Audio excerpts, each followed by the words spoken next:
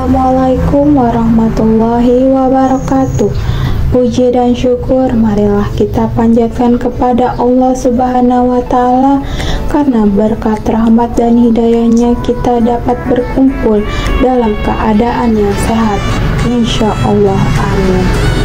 Salawat serta salam semoga dapat tercurahkan kepada Nabi Muhammad SAW, untuk keluarganya, para sahabat, serta pengikutnya hingga akhir zaman. Yang terhormat Bapak Fatahillah, Magister Pendidikan, selaku dosen pengampu dari mata kuliah Kewarganegaraan, dan juga teman-teman mahasiswa yang saya sayangi. Pada kesempatan ini, saya akan berbicara mengenai topik tentang demokrasi sebagai tiang politik, yang berkaitan dengan buku yang telah kami kaji yang berjudul Developing Democracy Toward Consolidation, karya Larry Diamond. Demokrasi sangat menjunjung tinggi etika dan hukum, serta kedewasaan bersikap dalam mengelola kebebasan.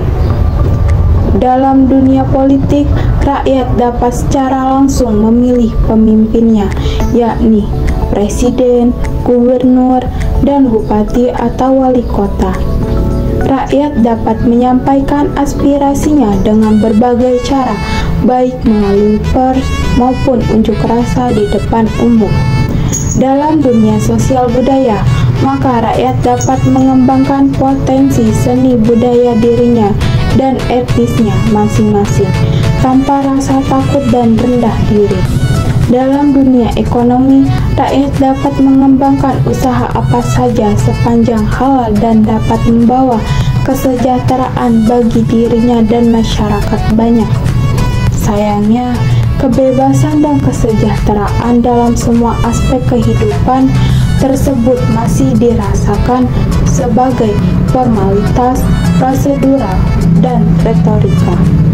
Rakyat secara individu maupun kelompok terkadang masih bersikap dan berperilaku yang belum atau tidak sejalan dengan budaya demokrasi. Sikap dan perilaku saling menghargai, menghormati, menjunjung etika dan ketaatan terhadap hukum belum menyatu sebagai aliran kehidupan dalam diri kita. Fakta menunjukkan masih banyak yang melakukan unjuk rasa atau demokrasi dalam menyampaikan pendapat di muka umum dengan cara-cara yang bertentangan dengan nilai budaya demokrasi, seperti demokrasi atau unjuk rasa yang mengganggu lalu lintas atau ketertiban umum, merusak, membakar, dan tindakan anarkistik lainnya. Fakta lain di era perdebatan seperti ini, masih saja ada perilaku masyarakat yang suka perkelahian antar pelajar dan semua mahasiswa yang masih marak terjadi di sejumlah kota besar. Partai politik sebagai tiang demokrasi belum juga mampu membangun budaya demokrasi.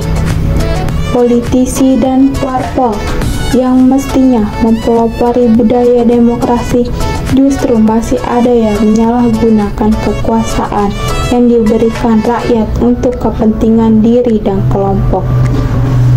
Politisi masih dengan enaknya sendiri menerima gratifikasi, suap, markup, anggaran, dan kolusi, yang itu semua merusak budaya demokrasi. Karena rakyat disakiti, uang rakyat dirampok, rakyat dikibuli, dan amanah rakyat dihianati. Korupsi bukan sekedar berkaitan dengan moralitas, melainkan juga kekuasaan dan kewenangan. Orang yang memegang kekuasaan ada kecenderungan untuk melakukan penyalahgunaan kekuasaan atau korupsi. Jika kekuasaan tidak dibatasi dengan tidak diawasi, maka dipastikan kekuasaan akan disalahgunakan.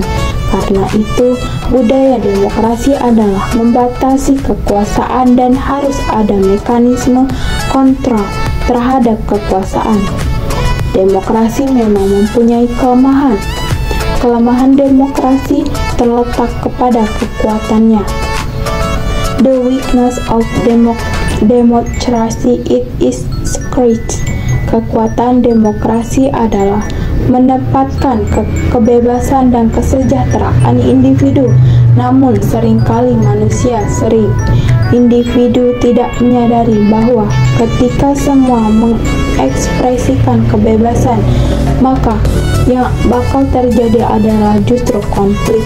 Dengan demikian, demokrasi hakikatnya adalah kompromi. Kebebasan harus diatur dengan hukum.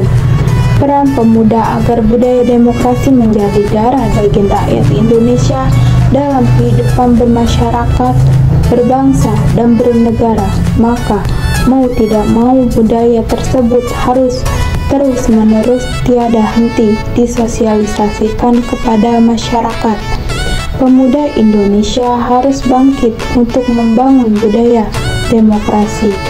Melalui tangan dan gerak pemuda, budaya baru demokrasi akan tumbuh. Mungkin itu saja yang dapat saya sampaikan. Kurang dan lebihnya saya mohon maaf, dan saya ucapkan terima kasih atas waktu dan perhatiannya. Wassalamualaikum warahmatullahi wabarakatuh.